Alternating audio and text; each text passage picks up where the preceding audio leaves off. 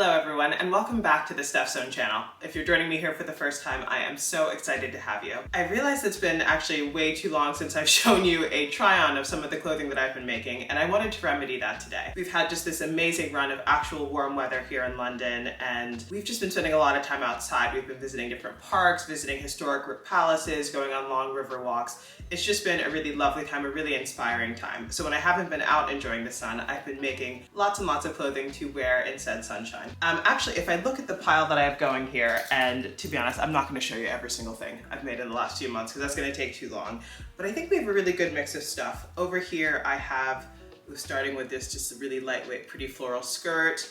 We have two different pairs of trousers, actually made from the same pattern but different variations.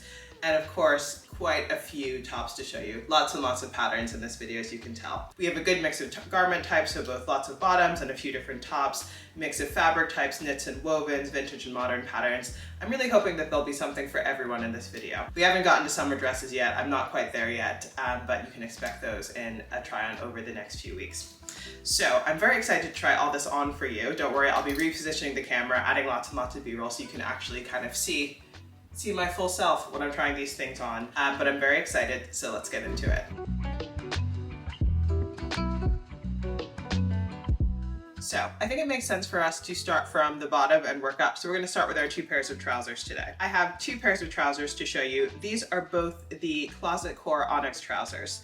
The Onyx trousers, and I'm just going to put one of these pairs down and get closer before we do some B-roll. The Onyx trousers are just a basic, I would say very basic knit trouser. If you've never made a knit trouser, this is an excellent place to start. And they just have an elastic waist.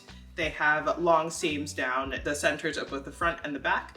And so you almost get like a pin tuck effect, but these are really, really quick to put together. No waistband, you're just attaching elastic to the top and folding over. It is worth saying that the Onyx trousers are part of the Closet Core Crew collection. So that is actually their subscription pattern line. I know people have different views on the pattern subscriptions. I actually wanted to sign up to a few to be able to comment and do kind of a roundup later in the year. I will say, you know, they can be a bit hit or miss, and it really depends on your level of sewing experience. For the Closet Core Crew collection this year, for 2024, I was not a member last year. The first two patterns right out of the gate I thought were excellent. You had those trousers, there was a jacket that was really cool, and to me it's kind of been a slide since then. There's a tunic that came out which I thought like, okay, not for me, but I can see that other people would like it.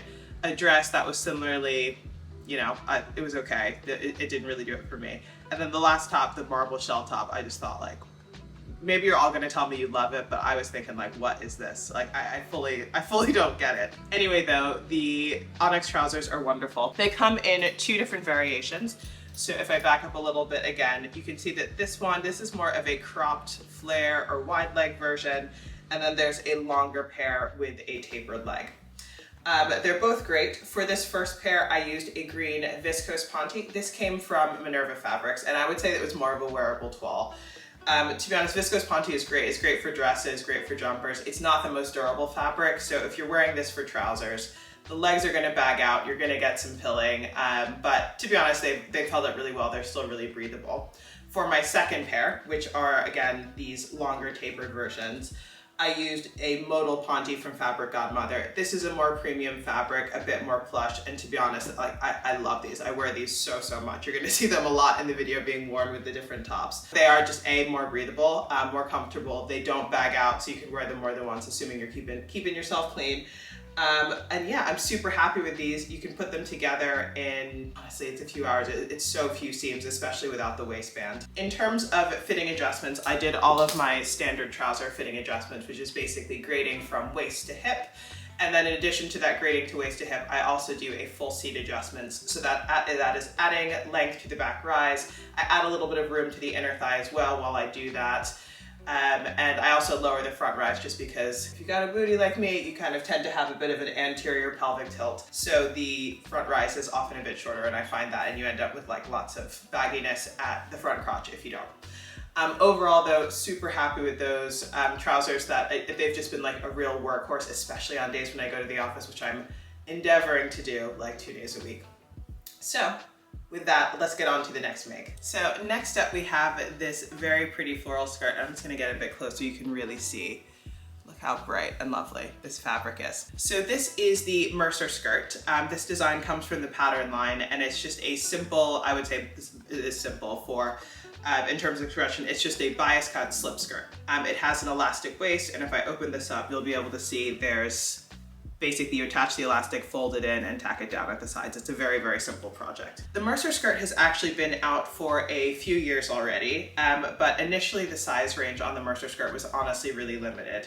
And even though I could kind of have like fit in the original size range, or at least like kind of made a few adjustments and it would have been easy to fit into the original size range, I wasn't really sure if a slip skirt would really suit me.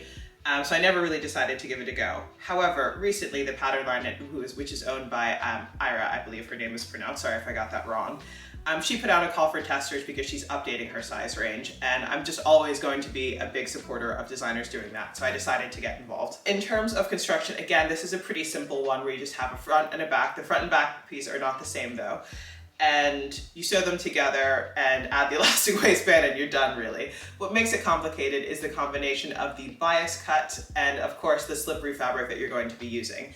This is a viscose satin that I picked up in Italy when I was there last month for a friend's wedding. It was a remnant piece. I had like exactly the amount and it was so satisfying. The other thing that you need to be careful with here is that with such a simple project, you really need to make the finishings kind of to the best of your ability. So I used some nice French seams in here. I actually ended up kind of deciding to take the skirt in a bit. So the French seams are a little bit larger than they would be otherwise, but still I was very happy with them. I'm not sure if the camera's picking that up.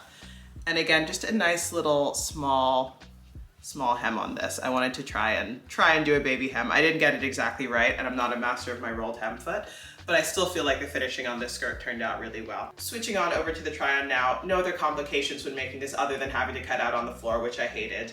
I really like to wear this with this knit tank top. This is the camisole number 9 from My Favorite Things Knitwear, and it's just a nice kind of basic racer back top. I would say that it takes a long time to knit, even though I knit it up in a sport grade rather than a fingering weight. But the skirt with this just feels so flowy, feels so lovely. I feel very feminine in this. It's great with heels for like a nice dinner out. So overall, very happy with this. And I also have to compliment Ira's pattern testing experience. As I've talked about before, a lot of designers say that they're going to improve their size range, and then they just put out a bunch of tiered gathered rectangles, and they, to be honest, like don't know what they're doing. I don't think it's that they're not trying, I think it's just that they don't know. Whereas I was clearly doing this so deliberately. She was making tiny adjustments to the scoop at the back of the waistband, moving the seams forward kind of a ½ inch, little things like that to really show that she was taking it seriously and just making sure that the pattern looked right on every single tester across her whole size range. I was just really impressed by it. So overall, I think that this is lovely. I hope that you give this pattern a try because I think you're really going to enjoy it.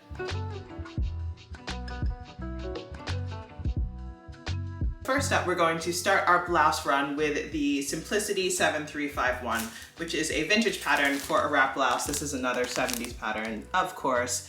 You know, my style is very, very consistent with these. So in terms of construction, this blouse is fairly simple. You have a bit of a yoke here with some gathering, full sleeves, which are elasticated at the cuffs, and a tie waist. Again, it's a wrap blouse, it's never gonna be very complicated. I didn't really make any changes to sizing. A lot of times with modern tops, I shorten them because I have such a short torso, but with vintage patterns, people were a little bit, I don't know if people were shorter or if they're just sized to be shorter. But I find that I often don't have to do that. The only 2 changes I made were 2 that are really just about making the construction a little bit easier on myself. So you'll notice that you have these big gathered sleeves with this cuff here. In the pattern itself, they just recommend doing a channel and then feeding some narrow elastic through. Dealing with elastic that narrow, and especially considering the amount of gathering you have here, that would just be like a pain to me. So I decided to just go with shirring instead. Shirring is elastic thread. Shirring is not really something you're going to see too much in vintage patterns, so it's always worth considering if you want to try doing that relative to elastic. I always find it to be easier. It also just gives me a bit of a wider cuff, which I like, as opposed to just lots and lots of gathering right at the very edge there. Similarly, at the waistline, it was a very typical vintage wrap garment construction where you still have a wrap. You're actually sewing in some snaps here, and then the waistband or the waist belt is just a fully separate piece that you tie on top of it. So it's really the snaps that are holding it closed. I hate dealing with that, 1, because I don't want to sew in snaps if I don't have to, and 2, then you have to keep track of the tie for the lifetime of the garment. And I have lost or partially lost so many kind of separate belts that I just never want to deal with them again if I don't have to. So all I did was make the ties just a little bit narrower, and I just attached them right to the front of each piece, and then had a little opening at the side seam just to pass the tie through. So it's a much more typical kind of fully integrated wrap construction, and now I can never lose the ties. They get wrinkly, but that's fine. Overall though, very happy with this. It was sewn up in this viscose from fabric Godmother. This is a really wild print, I love it. I was hoarding this fabric for like, I wanna say 4 or 5 years. I can picture it in various older apartments that I've had in London, but it was worth it. Sometimes you just gotta wait for the perfect project, and I think it was this one. I had exactly the right amount. So it just felt like, I don't know, felt like a match made in heaven, but I've really been enjoying this, especially on the cooler spring days. It still feels breezy, but I'm just a little bit more covered up. So next up we have a very different style of blouse, a very different style of print, but judging by the response to this on Instagram, I think this one might be a bit of the crowd favorite. So this is the Teddy designer top from Style Arc, and I made it in this gorgeous linen, which I purchased from the Metre Club. So in terms of structure here, this is a kind of, I would say, fairly simple and straightforward tunic top. You have just a simple front piece with a deep V, the sleeves are grown on with a cuff, and then there's a bit of it, let me actually see if I can step back and show you better. A bit of asymmetry at the hem. So you have the high-low thing with a really wide hem facing. Really though, what makes this pattern sing is of course this collar.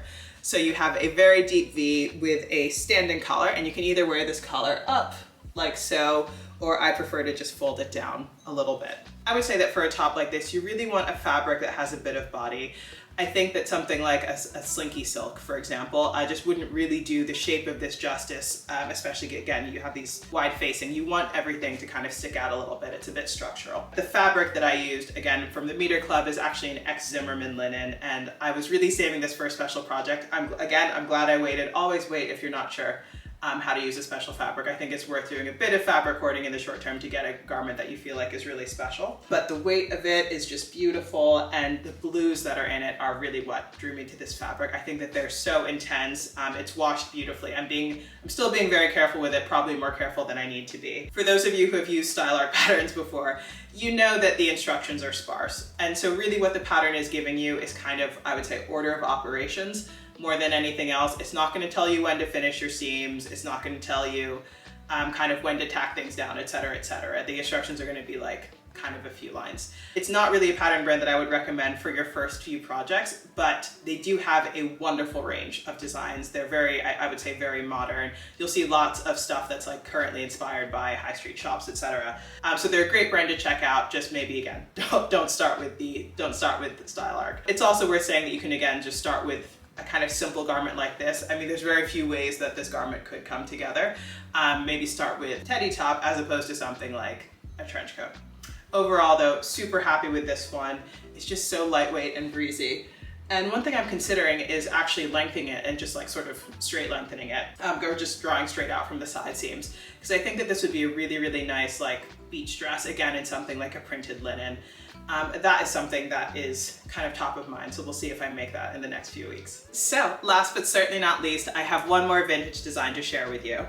Longtime viewers from this channel will know that a few months ago I was given an amazing, amazing gift of over 100 vintage patterns from a subscriber of mine out in New Zealand. I did a whole video on that pattern haul, trying to match the patterns with different fabrics that I had in my stash.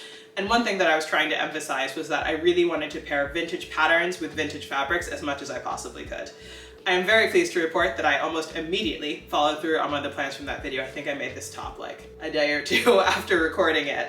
And this is one of the tops that I mentioned. And so this is a 1970s, I guess, peasant milkmaid style blouse. And I made it with this gorgeous 1970s cotton wool blend. I got this fabric from a shop on Etsy.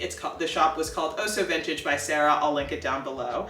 And just to get a bit closer so you can see the pattern, it has all these gorgeous bright pinks, paisleys, there's bright pink, orange, green. There's just a lot going on with this. I'm really happy with it. For the pattern itself, this is a pretty simple top to put together. These types of tops are, I think, actually awesome for first pattern. But you just have a simple bodice. This one has a front seam so that you can easily do the split at the front neck. There's a facing inside as well. Some puffed sleeves, which are basically like I mean, these were nearly just rectangles, but they were cut on the bias. And then you just fold over the neckline to create a channel to thread a tie through. I just made my ties from the same soft fabric. I couldn't really find a tie that I thought was gonna be matching and complement this fabric. I didn't really make too many changes to the overall construction other than my standard change of this gathering here at the waist and at the sleeve hems was supposed to be elastic, and I changed it to shirring. Again, it's just much easier, much faster to do. Also much easier to change later because you can take out shirring stitches really easily. Removing a channeled elastic is a pain in the ass. Only other change was also shortening this a bit, and that I didn't do that because, I mean, I often do shorten blouses just because I have such a short waist, but to be honest, with vintage patterns, you know, they're sized for shorter people. I often just don't bother. But I was like cutting it so close with fabric, and especially to get these sleeves on the bias, I think that I had to shorten the bodice by like 2 inches, which again, it's a little cropped. I don't mind it at all. I think it looks fine.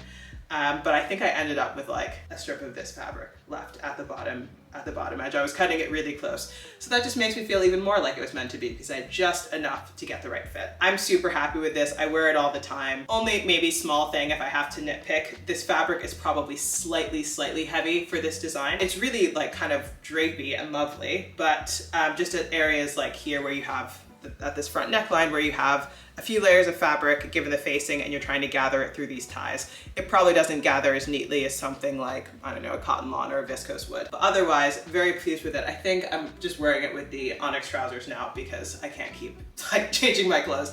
But it looks really good with like lighter wash, high waist, straight leg jeans. I have the Megan Nielsen Dawn jeans that I've worn a lot with this. And I'm super pleased. And I would just also, again, like to say that if the subscriber who sent me those patterns is watching, just want her to know that I am using them. I'm really excited about them, and I just, again, really appreciate her amazing gift.